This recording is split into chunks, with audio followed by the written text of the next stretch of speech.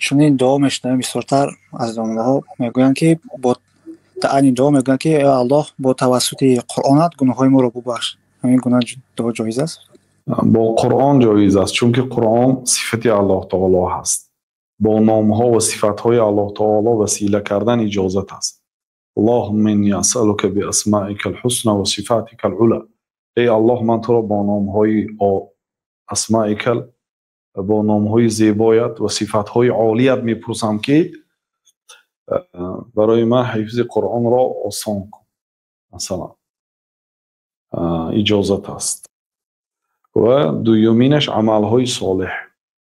ای الله، مثلا به حسب این که همین دو رکعت نماز خواندم یادم پرسیدم، به سبب این دو رکعت نماز و به سبب این صدقه ای که کردم هیچ کسی نمیداند غیری تو، فلان کاری من آسان کن.